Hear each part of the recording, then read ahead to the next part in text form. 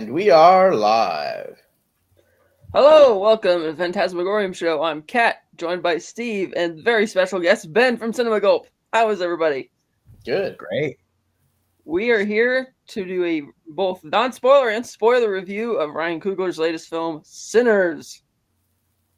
Yes. Very, very good movie. Can I start off and say this movie is amazing? Like it really is. I mean, it really did live up to the hype. Most of you, I think both of you saw it before the weekend even started, Wednesday and Friday, or Thursday and Friday. And so when I saw it Saturday morning, I was, the hype was real, and it was getting great reviews. I think it was at the time we're holding like a 99% on Rotten Tomatoes. So critics liked it. It looked like a bunch of the early screenings audiences liked it. So when I went in Saturday morning, I was really stoked. But the hype level was really high, right? Yeah. So I'm like, will it actually live up to the hype? And boy, did it!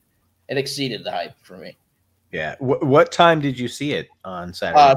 It was a 10 o'clock showing. Yeah. So wow, you saw it in the morning. Okay. Very cool. Yeah. Yeah, it exceeded my expectations. Like I've been a Coogler fan.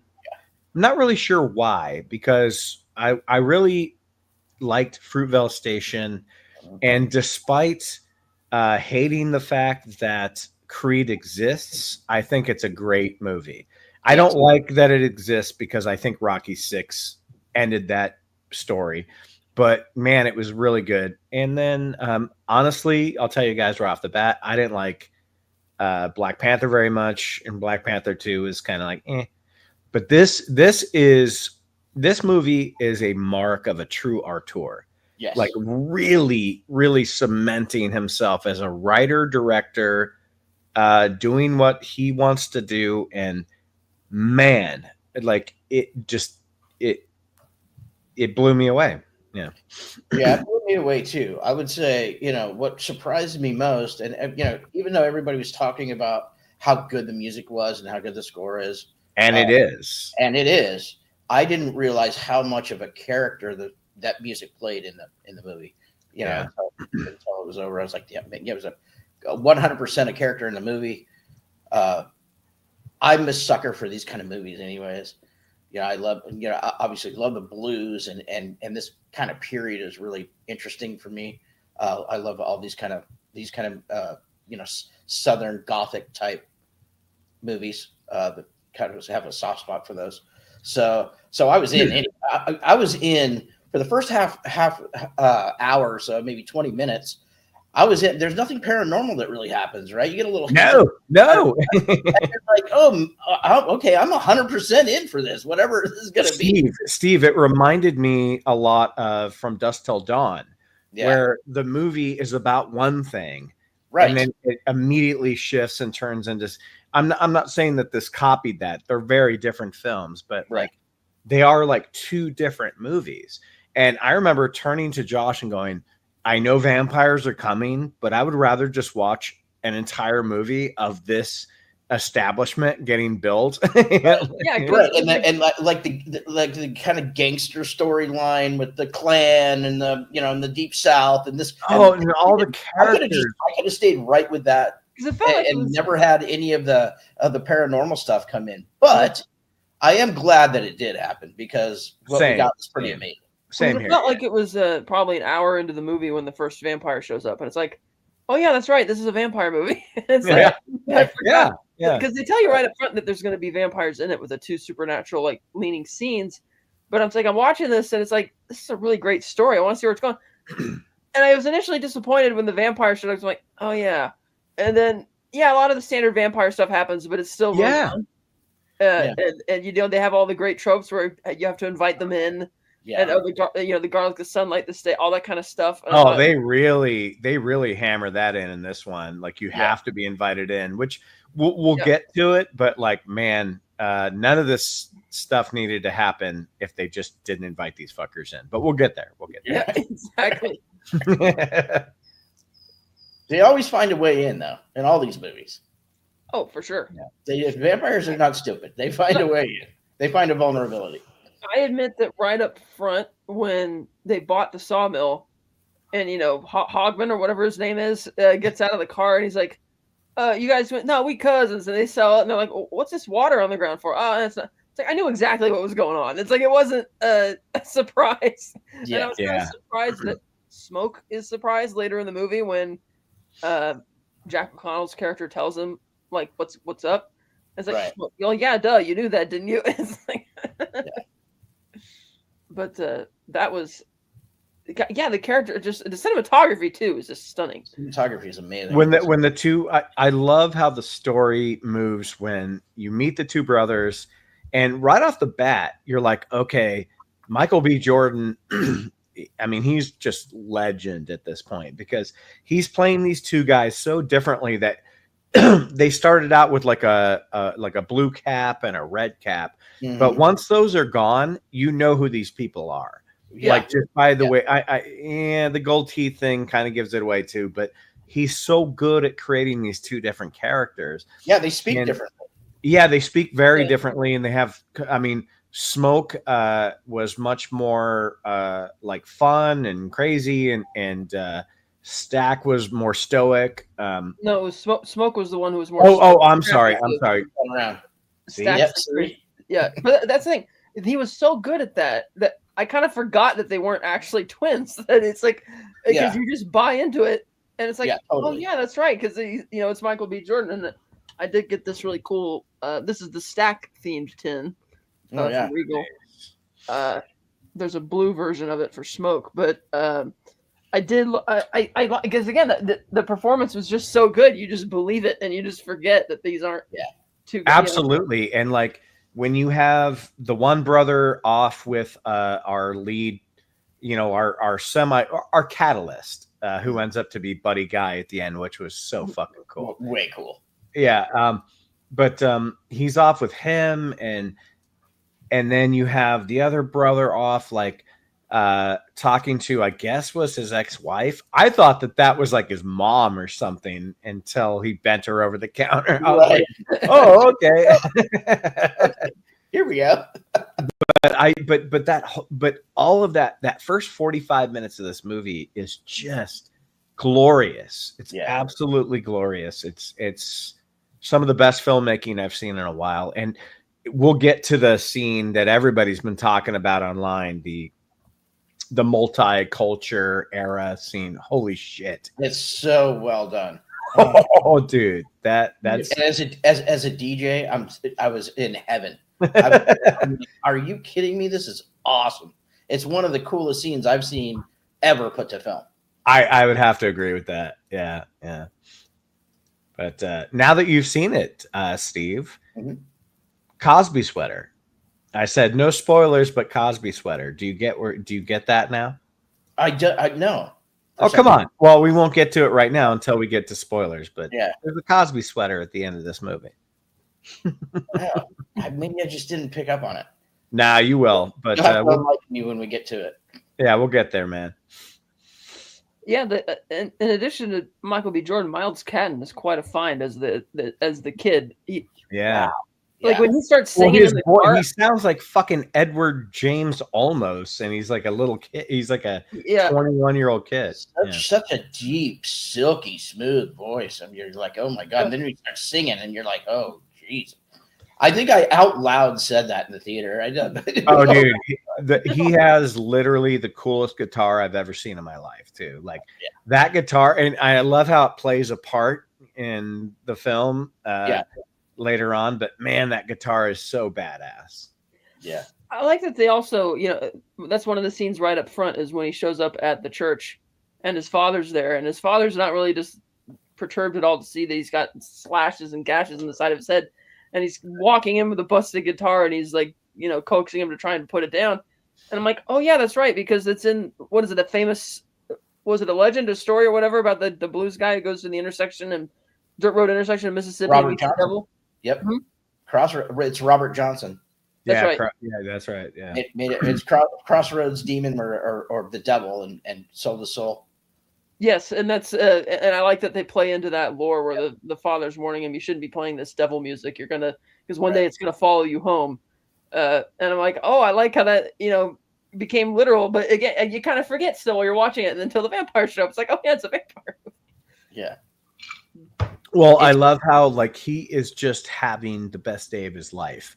Like he's meeting a woman for the first time. Like he's in front of this crowd. Like you really follow him through so much of this, even though you have Michael B. Jordan as the twins. You're really focusing on this kid. Yeah. At least that's story, right? Yeah, that's how I saw it. And like, well, he's even the object of like not much of a spoiler, but the vampire. He's like, your music, because you could summon the dead, you could bring us back, you can bring my people back, and that's what he wants. Which is why which again goes back to those old roots in religion, where you shouldn't be singing, turning gospel music into rock music or blues. It's demonic and all that kind of stuff. And I like that's how you know that like Michael B. Jordan, or not Michael B. Jordan, Ryan Coogler cares so much about music from his past and roots and stuff like that. And I mean, I'm not a lookalike for Ryan Coogler, but blues has been a huge part of my life, and I'm assuming, Steve too, blues, jazz, and I like really they play with the what in music you call it. Well, I guess in any profession, when you hit a certain level, you call it flow state, right? Where everything is so perfect, the time kind of slows down, and you're just and what basically what they're playing with is the veil between our world and theirs, right? And when you hit that flow state in music, they think that is the thinnest wall, right? It starts to break down that barrier between this reality and the para reality, or whatever that other world is. I like that interplay.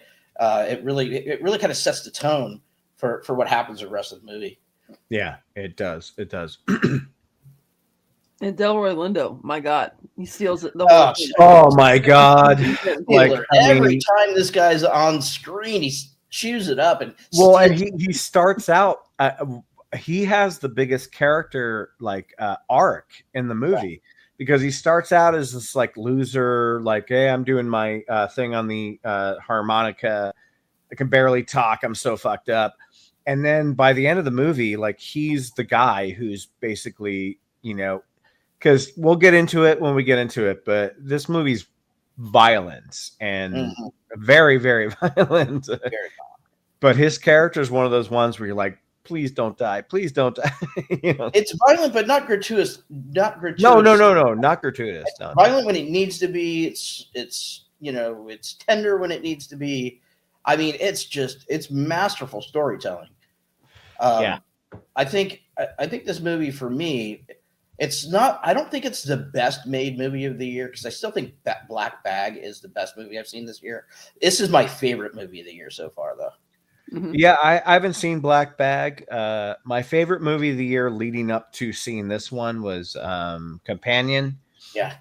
This movie, Sinners, definitely so far right now is my favorite movie. Like, yeah, I agree with that. So good. So fucking good. Yeah. Warfare, Black Bag, and Sinners up there and Companion for the top 4. Yeah. I haven't seen Warfare yet, but I will. Yeah, I haven't seen it yet either, but yeah.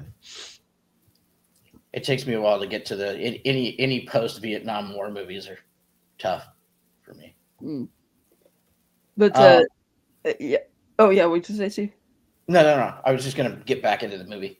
That's what I mean. Yeah, I love the bit when he Stack is going around recruiting, and he pulls over in the cotton field, and he's trying to coax this guy, and he's like, I got my quotas to meet. He's like, F your quotas. It's like, oh, I got to do this for my wife. He's like, F your wife. And then fuck your wife. Yeah. And then she's right.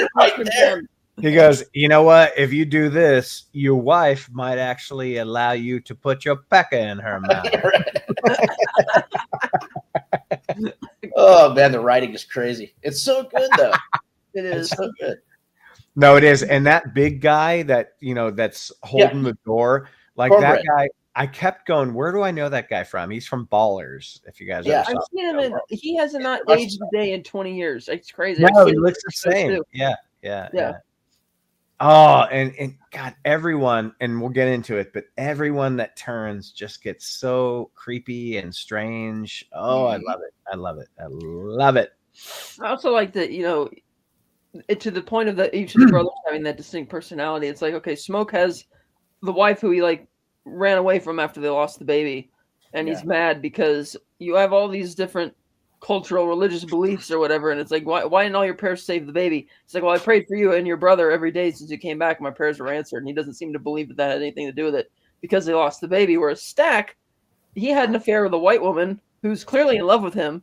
Yeah. And he just wants like nothing to do with her. And she thinks that it's more of him being afraid of commitment, whereas he says it's because you're white and we can't be seen together. She's like, no, it's not. You're just afraid to be, you just don't want to be tied down type of thing. Well, I love Mary, played by Haley Steinfeld, because she's a white woman, but she's not really treated as one. Right. There's this one of the things I love the most about this movie is like you have this Asian couple who are probably my favorite two characters in the movie.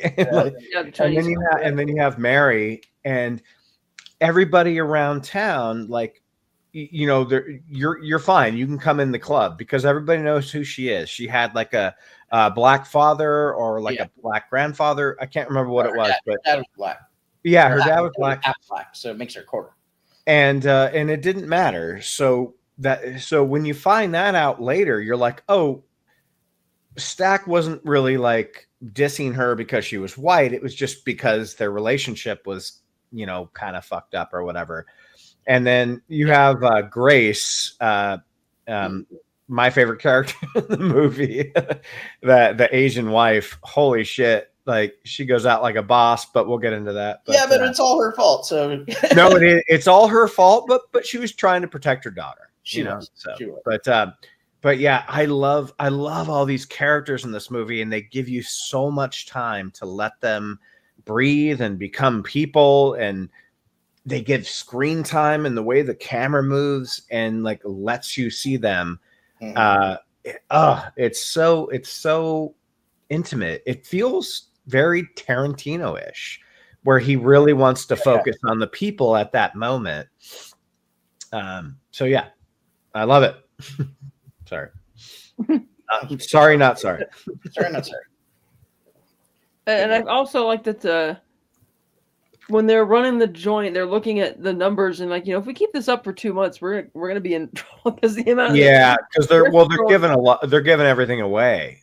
Yeah, and they're like, we need to find a way to make more money. And again, it goes to that thing where you forget that it's a vampire movie because we're like dealing with legit problems. And because the story is that they had ripped off the Italian mafia and framed each of the opposite mobs of Chicago. It was fucking Capone, I think, right? Yeah, Capone, and they tricked them into thinking it was the guys up north, and then they fled with all the stuff. And even Annie, who is Smoke's wife, she's like, "What do you suppose is going to happen when they figure it out?" And he's like, "They're not going to figure it out." He's like, "Well, when they do, they're going to come down here." And he's like, "Something to worry about." And so I thought while they were setting that up, I thought maybe that was going to tie into it, but again, no, it's a vampire movie, so it goes another direction. Right. Well, and that's a great case for why the movie is titled what it is. It's because, like, you have these two guys that have done these things, and you don't see those things. And again, the writing's so good, like, it's not on the wall. It's just like it's there. It's present, but it's not there. And then when they try to make their dream come true and create this, the juke joint or whatever, like, they just right off the bat realize, like, oh shit, like, this isn't gonna work. And it's not because of Capone or whatever, it's because of these random banjo playing white vampires. Well, that was even before that wasn't going to work, because they even if there hadn't been any vampires, they weren't going to be able to turn the money needed to keep this going. But also to the title being Sinners is also the kid, because he's playing the blues music, which his father warned him against. But yeah. I did love how they introduced the first vampire, where he's like running in daylight at twilight, but he's already burning. Right, on fire. Well, not on fire, but burning, smoldering. Yeah, I think that was there to make you not understand that he's kind of like the main guy, like he's just like a random person or whatever. Yeah. Yeah, and I like that when he said the Indians were, at first I didn't believe him when he, like the guerrillas, it's not Indians down here. Right. And then when the Choctaw come, I loved it. They're on horseback and carriage with their shotguns. Yeah. I'm like, this is awesome. It was awesome.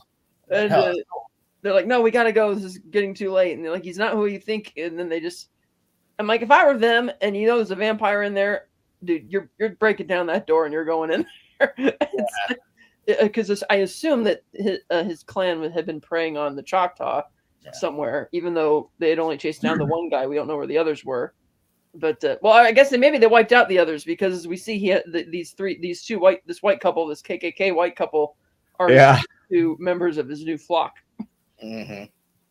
Well, I really like how when you get bit and you fall down or whatever, the way that they stand back up, it's like they're waking up. Did you guys notice that through the movie? Like they're just like they wake back up, and it's like, oh, that's pretty cool. That's pretty cool. Yeah, there were so many cool, like as much as I can like suck this movie off for how great it is in the last 45 minutes, I gotta say, like some of the vampire stuff, it was so good. It worked for me. Like I love how their lights or their eyes just kind of get the red, but it's not super overwhelming. And you see, I want to say it's only 2 scenes. You see like sort of the main vampire antagonist kind of not fly, but jump. Like, you get like 2 of those, I think. And that's great. It reminds me of the Lost Boys, where they never really show them fly, because that would be kind of dumb. So it's better that it's just insinuated, Yeah. You see him basically like a land. Yeah. And he's just there. It's cool. Yeah. Let's go. The guy who played that character, awesome job. Jack O'Connell. Yeah. Yeah. Awesome job. Oh man, like the trio that played like the band and like playing that song, like I loved it. I was like, because it's so awkward, and I think it's kind of supposed to be awkward, like, but it's kind of like this like beautiful melody, and they're playing this song, and everyone's like, "What the fuck? What the fuck is going on?" And it's wrong. It's completely not supposed. It's it's no, bad. but that is literally the only and best way for them to get invited into this place. Just well, really they end up, as I guess we get into spoilers now. Why not? Yeah. Smoke sends Mary out there to find, because she's like, those white guys out, they might have money, because Smoke and Stack wanted to send them away because there's other white joints down there. He's like, oh, like this? Yeah. That's not nothing you should worry about. But she goes out there to see if they have money, and they're playing a different song. I can't remember which one it is. And he gives her like these 2 like gold doubloons. And it's like, they've been around for a while. Right. The gold coins. Yeah. Yeah. And, they get her because you see him like jump, but you don't see him come back down initially. Well, and that's where you kind of get your final scene with Haley Steinfeld. I mean, she's in it again briefly to be all sexed up and get is it Stack? It's Stack, right? Yeah, Stack. Yeah, get Stack in the room, but then she's kind of like absent from the movie. And I remember, now that we're in spoilers, I remember telling Josh, I was like, "What the fuck happened to Haley Steinfeld's character?" And then we find out she's in the end. Yeah. And that's where you get the Cosby sweater, Steve. You get the Cosby. Oh, okay. Yeah. Now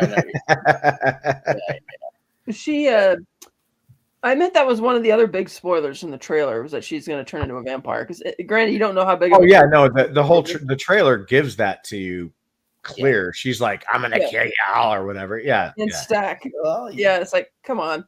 But I thought, oh, okay, now the movie's becoming something entirely different, and when the vampire tells him, "Hey, we believe in love and fellowship. We're that the guy you bought this place, the sawmill, he's the grand wizard of the KKK down here. The Bloodstains, this is Slaughterhouse. We know where that bigot lives. We can go over and get him right now. Let's go." Honestly, at that point in the story, I was more on board with the vampires, thinking they're not really that shitty. Like, this is just their lifestyle. you really want to see the KKK people get brought down, which obviously we get a glorious scene at the end.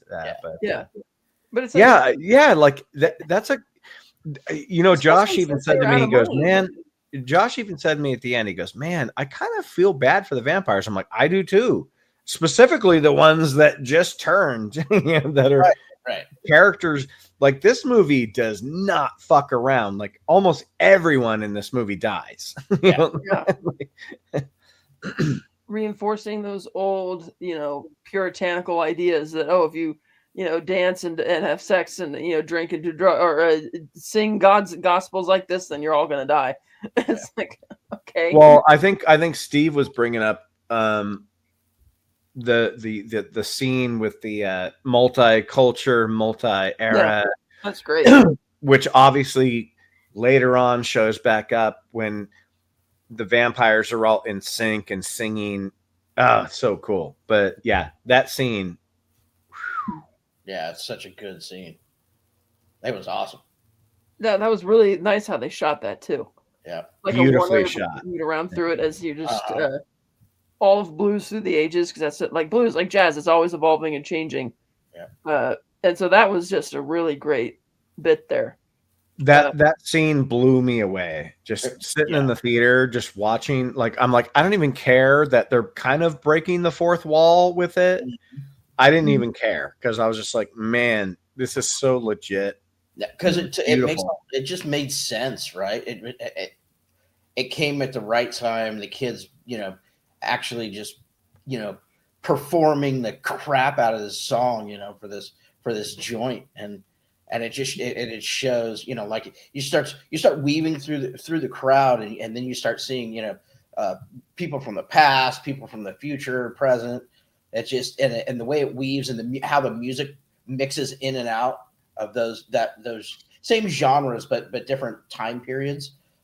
It's insane. It was really good. I couldn't believe it. And then it ends with like this overpowering shot where it shows the whole place burning down, but then it moves to the perspective of the vampires, and you're like, oh, like, what does this mean? Like, it was so cool. Doesn't he say, "You called me"? Yeah, he does. Yeah, you called me. He says, "Oh, Sammy, there he is. Sam, you called me here, and you can call my other friends here. Let's go." God, and then when they, try and coax them out when they sing, Rocky Road to Dublin, and they're trying to, and they're all doing this to sync. Even the vampires, like, this is so trippy. But that was really good. And then you get them like really utilizing their skills to try to get invited in, and they get the big guy, and that scene is great. Even though I'm like, why don't you just close the fucking door? Like, why are you even talking to but the big guy's like, they're like, why can't you just walk in? Why can't you just walk in? Cornbread. Cornbread. Yeah, cornbread. Cornbread. You're right. That movie's not fucking around with the violence. Like when the smoke shoots him in the face. Yeah. Like, oh man, you think that you actually caught him, and it's like, ugh. And then you see him later, and just it's all love it. Yeah, the only departure from like the basic vampire lore that I really got was the fact that if you kill the sire, the rest don't die. I like that though. I like that. I've always found it had to establish that for what happens in the post-credit scenes. I've always found it stupid that, like, oh, if you kill the head vampire, everybody goes back to normal. It's like, no, these people aren't just bitten; they're dead. They're dead. Yeah. They're dead. So there's no coming back. Lost Boys gets away with it because in the Lost Boys, they have you drink blood, and then you turn. So it makes more sense. But this movie, like, no, your fucking throat is ripped out. Like, you're not coming back. Well, they do have some synchronicity with each other, because when the lead vampire, gets the guitar bit struck in the head, everybody else reacts like, oh, geez, like they just hit. So I love it that he goes like, shit. Yeah. So they do say during the she does point out, one of them points out that that when the main guy does get hurt, they feel the pain. Yeah. Yeah. Well, that was the greatest because they're linked. Writing decision of this movie was like it's like a hive mind. Yeah, like they all as soon as one turns, like they understand the brain, they understand their thoughts, share each other's memories. Yeah, it was that scene was so sad where like Grace is there and her husband is like, oh, this is a good thing, and she's like, oh man, because like you love the Asian couple, like you love them. And then as soon as Grace finds out like that he's just not him anymore because the way they talk, she's just like, fuck. And yeah, dude, I'll say this, Steve, like, though she is the cause of it, she goes out like a boss, dude. Like she just she just grabs one and lights herself on fire and just goes. Holds him down and just says, "Yep, we're going." Like, maybe you can go outside if you want to fight him so much, and the rest of us can stay in here and be safe. I can't. I mean, I understand why, because she's like, we just have to get this over with. We can't. He brings up the fact that he's going to go after her daughter, and she's like, and Grace just didn't want them to leave and go into the town and wreak havoc. Which begs the question: what? Since they're both dead at the end, what's going to happen to the daughter? She's just going to own the grocery store, I guess. Grew up rich. Oh, that's another scene I loved in the beginning when Smoke drives into town and he pays the girl and he says, "I'll give you 10 cents." No, and he wants her to haggle with him. 10 cents every minute. 10 cents every minute, and then he's like, "No, 25." We're talking numbers here. Yeah, we're talking numbers. And just honk my horn when something happens. He's like, they're stealing from the back. And then he just shoots the shoots the first guy. Shoots the one guy in the ass. Yeah. He shoots the one guy in the ass. Like, we didn't know it was you, Smoke, or we wouldn't have done it. And then he shoots, after they have the back and forth, he shoots the other guy in the leg. He's like, what the fuck you do that for? Well, I can't let you going around telling people that you almost robbed me. Right. They're going to shoot you too. That's funny. I mean, there was funny parts of the movie. There's a lot of funny parts. Laugh. Like horror. I mean, Delroy Lindo was pretty much comic relief for the first half of the movie, and then he gets a little bit more. Like when he's still watching the door, like, Slim, what are you doing? I was here to leave Cornbreak on a piss break. He's been gone for like an hour. I don't know what fuck. He must have fucked off somewhere. I don't know where he is. He's like, you're the one who has to watch the door. And it's like, well, I can do it. Right. And he goes out like a boss too. He does. Got slicing open his own wrist. He's like, "Come on, you want this? You want it." Yeah. On stage too.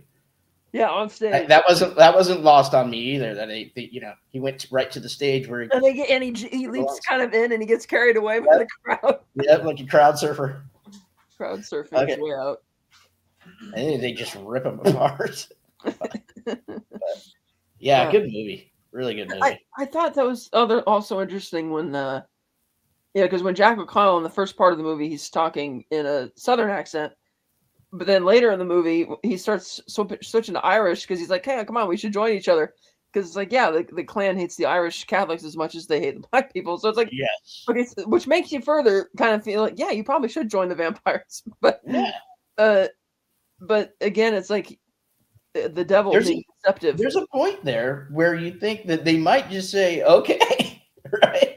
Like there was a point where like, I think maybe Smoke's gonna just say okay. Well, he kind of does at some point in a way to Stack, where he lets Stack live, and he's like, and the deal that Stack he makes with him is like, leave the kid alone and go your own way. And it's that's such an important tag on at the end of the movie or the mid-credit scene that some of the people in my theater got up and left. I watched them walk out. I'm like, oh man, it sucks that they didn't know to stay. Yeah, because that's another thing which I don't like. It's like that didn't need to be a credit scene. No, it's like that's the Marvel symptom of the movies he's made over there. It's like, dude, let that just be the end of the movie. You had the beginning with October 16th, 1932, And now you just have the hard cut, October 16th, 1992, Chicago, and go for it. Like, you don't need to roll the credits for it. It's just dumb. Yeah, because people got up and left, and I'm like, oh, dude, that sucks. I hope, you know what I mean? And I wasn't sure nobody told me what the mid-credit scene was, so I had no idea that it was that important. It's important to the movie. Yeah, it's like 10 minutes long, and it's not like some little throwaway thing. This is, I mean, the kid goes back on his word to his father. Yeah, he's playing the blues music again, and that was another funny thing because he, Stack told him the guitar was from a famous blues player, and so when Smoke tells him to bury it, he's like, I can't bury it. It's from Super. It's like, no, it's not. He just told you that, It was their daddy's guitar. Their daddy, yeah. He's like, it's their daddy's guitar, and that was another thing. There was the rumor that they killed their father, and they preferred people to think that. Where the guy's like, no, he was killed by the Klan, and that was like, really dark. And the end, of course, was after Smoke kills all the KKK people, and he's hallucinating Annie there with the baby, and it's like, okay, that's what drove him to Chicago, losing the kid and all that type of shit. Because they do tell when everybody asks him why are you back, and he's like, Chicago's the same as the South. It's just they have skyscrapers instead of plantations, right, tall buildings. Yeah. Yeah. But that paid so that's a good payoff from what we were talking about in the beginning. Right. And so then when you do, and that's why that final scene ties it all in, when the kid is now like in his 90s or whatever playing guitar, and or 80s or whatnot, and the same guitar, by the way, that he had repaired. Right. When Marion he still had the neck. He still had the neck on the guitar. Didn't have the rest of it, but yeah. Right. And then Marion Stack show up to offer to turn him into a vampire. It's like, yeah, the sun never has to go down on you. You could live forever. Why not? It'd be great. Yeah. And then wait, sorry, vampires? Yes. Yeah. And so he asks them and he declines, but as they're leaving, which is the crux, but he says, hey guys, that was the best day of my life until he's like, don't you miss that? And he's like, yeah. And Stack's like, yeah, because that was the one day we were truly free. Right. Because they came back with all their monies and their ill-gotten gains from Chicago and opened their own joint and were doing really well. And then that happened. Yeah. That one perfect moment, one perfect day. Right. So Sinners is a vampire movie. Yes, sir. Yes. I did not know that. It was in the trailers. I never saw the trailers. Oh, yeah, it's a vampire movie. It's a great vampire movie. Great vampire movie. I heard the highest of praise, calling it a quote-unquote masterpiece. I think it's probably... Is it that good? It's that good. It's really good. It's definitely my favorite Coogler film. Yeah. Fruitvale Station's really good. Yeah. And the first Creed is really good too, but this one's way better. Wow. Yeah. Well, and a maturation of a filmmaker is always a delight. Oh, dude. Yeah. No, I've never seen it. I have no idea. Important voice. He's probably one of the most important voices we have in young filmmakers today. Well, Kat, I have to ask you, is the movie woke? No. Why are you bringing that up every fucking time? Because it's funny. It's not funny. It's stupid. You're catering to I know it's stupid. What? It is not. It is not woke. Thank you. That's also why I read into it, why they're review bombing Last of Us 2. They think that she's too, or whatever, and it's like, did they review bomb the first season? No. Well, they kind of did. Did they? I was going to say a little bit. I mean, look, I don't want to. People legit didn't like the first episode. I didn't think it was all that great either. But they review bombed Fallout-ish. They did, yeah, I know. And it's like, why? That's a great series. That's fun. But I don't want to talk. I don't want to talk about that. I want to get away from those corners of the internet, Scott. You wouldn't have to bring it up every fucking time we're doing a review. No, but keep your enemies closer. Fuck your enemy. Just block them all and tell your algorithms to stop recommending those channels, and you're done. You're good. Well, yes. Whatever. Anyways, welcome to the internet. It's a cesspool. It's a vile. The mid-credit scene is important to the movie. It should not have been the mid-credit scene. It should have been the end of the movie. Yeah. So I don't know why they made that decision. Maybe we'll get that in a behind the scenes at some point explanation of why they did it that way. But the end credits scene was interesting. It was short. It's a shorter scene. It's basically just a kid playing guitar in the daddy's church. Weird. I don't know why we had that. I guess just to put a cap on it. Yeah, just to put something at the end. Yeah. And emphasize that he also went back on his daddy's word very quickly. Yeah. I do think, obviously, with that, I think maybe that's meant. It looks like they want to. He may want to go play in that sandbox again.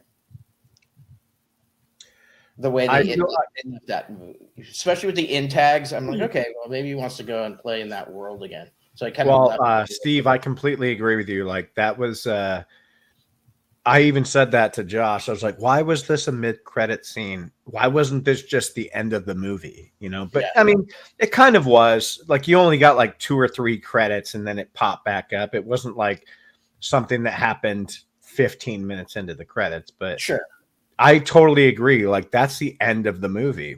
Yeah. You get your Buddy Guy in Chicago at Buddy Guy's Legends. Oh, it's so cool. Good. So cool. And then you get the Cosby sweater. Yeah. So 90s. So, a Cosby sweater. You're saying that this is a vampire movie. How many people get their next drank of blood? I mean, almost everybody in the movie dies.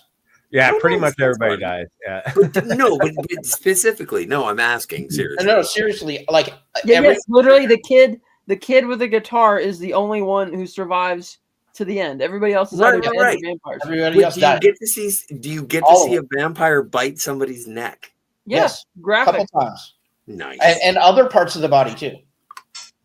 And you get to see KKK people mowed down with grenades. And I love it when KKK people get mowed down with grenades. Guns. And a Tommy gun. Yeah. Oh, dude, there's a Tommy I have money. No BAR. Man, you know what? I gotta fucking find out. Sorry about the swear. I gotta find out if it's playing. Oh, it's gotta be. I know. I told you should have went and saw it this weekend. What? I'm lazy. Yeah. You side with that. You guys sides with the Klan. But yeah, and not just the songs. No, I had a Klan meeting to go to. Jokes. And not just the songs good, but even the music that Ludwig Göransson did. And he and Ryan make really great music. Even in the movies I'm not so hot on, like Black Panther sequels and stuff. That music damn good. Oh yeah, that guy's score is just they work magic. Oh yeah. Sweet. I'm seeing it 2 hours and 20 minutes. What? 2 hours and 20 minutes. Oh yeah, 2:17 about. But is it? It doesn't feel like it. It goes by pretty quickly. Is it a good clip? The thing I really want to find out is how long in the actual movie does the first vampire show up? Because some people said 30 minutes, others said 45. I think it's probably an hour because it doesn't feel like a ton of the movie is at the sawmill. But I'll be interested to see that once it finally comes out on Blu-ray. What time code, like how far it is into the movie that actually starts? Because again, that's a movie it's so good. You forget that it's going to be a vampire movie. Even in the first scene when they tell you it's going to be a vampire movie, I still forgot because it was that fucking good. And then when the first vampire shows up, I'm like, oh yeah. I have not seen a trailer. Good, don't watch it. I have no idea who's in this movie. Even better. It'd be surprised. Yeah, it's great. It would be a good surprise for you. But I have been indoctrinated into the cult of being a vampire aficionado. I do enjoy. I like Twilight. So yeah, no, I'll check out any vampire movie I can, except for Nosferatu because it seemed pretentious. Oh, that movie's awesome, dude. You should. Yeah, I know. I heard. It's not pretentious. Yeah, it's not pretentious. But you guys should keep talking about the movie, even though spoil it. I mean, we spoiled the hell out of it already. Who wins? The vampires? Sort of. It's a mixed bag. Yeah, they do. Well, a mixed bag. The preacher sort of loses. Oh, that's a shame. Oh, wait, that's right. The preacher survives. I forgot. He's the only person who doesn't either get killed or turn into a vampire. The preacher. Is there like some kind of irony about you guys reviewing a thing called Sinners on Easter Sunday? It wasn't planned that way. Just no, it was just blasphemous by accident. Yes. Well, we all, like I pointed, like the 420 on Easter Sunday. Right. Pretty blasphemous. Dog. Yeah. So that's great. So we have 420, we have Easter, and we have vampires. Weed. Yes. Oh yeah, ate mushrooms too. Yeah. Snoop Dogg and Willie Nelson in bunny outfits toking it up today. Stars. And Easter Bunny and a Victorian Easter Bunny's chasing children. The Easter Bunny's coming. That's great. That's great. Hoppity motherfucker. Hoppity motherfucker. Come here, I'm gonna eat you. Annie, I hadn't seen the actress who played Annie before. I thought she was really good. Yes. She I can't remember her name, but she. When did I first see her? I want to say it was. God, what was it?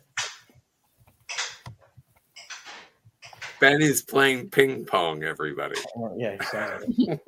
I'm gonna have to look it up. I remember her from a TV show, and I can't put my finger on it. I'll have to look it up real quick. She's been in a couple of things that I'd seen. Oh, there was another thing in the movie when Smoke wanted the kid to get lost. Remember, like he wanted him to go back. His father's like, "No, I'm going to go down there and join another another blue state do it." And he's like, "No, you're not going to do that. You're going to go back and do what your dad tells you to." And he's like, "Why? I don't really want to do that." He's like, "You might as well kill me right now." And Smoke just pulls out the gun and points it right at him, like he's actually going to do it. So the first time I seen her, Annie, she was in Lovecraft Country on HBO. Ah, that's right. And she was really good in that. And then she played in Loki, the Marvel. That's right. Okay, yeah, I forgot. Yeah, that's right. She was a TVA lady. Right.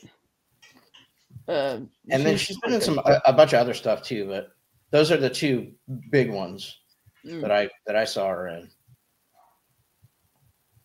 But she's really good. Mm-hmm. The other one, I think her name was Perline or Perline. Yes. I hadn't seen her before. No, I hadn't. Really yeah. Performances were amazing in this. Everybody killed it. They brought their A game. I thought Haley Steinfeld was awesome in this role. Haley Steinfeld's in it? Yeah, kind of a departure role for her. I don't think I've ever seen her play kind of a villain. But she's an actress. Call her a villain, and it's also kind of, it feels weird to call any of these vampires really villains. I mean, they do bad shit. Well, they are the undead. They're not. They're like, I'm going to take over the world, except for the one guy, the main guy, is obviously. Well, the main guy gets KKK people first, turns them into vampires, so that's good. They get right. So you know what I mean. When I see Haley Steinfeld, I feel the same way as I do when I see Anya Taylor-Joy. It's like, I can't believe that you have evolved as a performer in the way that you have. Like, and especially with Anya Taylor-Joy, but with Haley Steinfeld, it's like you are a gorgeous woman who has done the things that you've done, and you've played a variety of characters. Yeah. Like, I don't even, I'm a fan of both. Yeah, I think that they are women of caliber. I mean, I really liked her Edge of 17 and Bumblebee, but those are kind of the same character, right? But this was a real departure from what I've seen. I was thinking of her that what is it? Sherlock Holmes' sister? Oh, right, Enola Holmes. Enola Holmes. Yeah, that's 11. That's the other one, Millie Bobby Brown. Oh, but hey, okay. I don't know if I've seen that or not. Enola Holmes. I've seen both of them, or I've seen two of them. I think there's another one too. I think they're making a third one. Yeah. Those are. Oh, so Haley Steinfeld, who is she? She was in True Grit. True Grit. And True Grit. Bumblebee and the Edge of 17 is amazing. Oh, she's in the Hawkeye show. Yeah. Yeah. I like her. Yeah, she's awesome. Yeah, she's really good in this movie. Everybody's good in this. She's movie. no She-Hulk, I'll tell you that, but she's good. She's good. She's no She-Hulk. Nobody's Jen Walker. No one is Tatiana Maslany. No. She is my John Hamm, girl version John Hamm. If there were a romantic comedy, let's remake Mad About You. It's John Hamm and Tatiana Maslany. There you go. Well, anyway, Kat, you were talking about Sinners. Yes. Before we can wrap this up and then Michael B. Jordan's pretty lit in this movie too. Turn this into a oh nice, he's a free for all. But before we do that, let's. Is there anything else, Ben or Kat, that you want to say about the movie? We want to give it a rating. Oh, that's right. We should give it a rating. How many banjo strums should we give it? Yeah, right. So I already did this on my little write up. I did a small little write up for the Fantasmagorium. So I'll go first. So out of 5, I gave it 4.5 strums, banjo strums. I thought it was an excellent film. I give it 7. You haven't seen it yet, Scott. Yeah. I know. I give it 4, probably 4.5. I'm seeing it again tomorrow with a friend, so I expected Ray to go up. Nice. Out of 4.5. Out of 5. Out of 10 gulps, I would give it 8.5. So 4.25 out of 5. Nice. Yeah, good movie. I mean, one of the best movies of the year.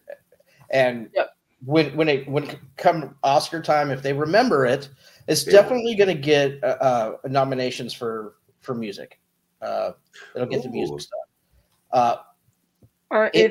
It may even get a cinematography, but we'll see. There's a lot of movies from now until then.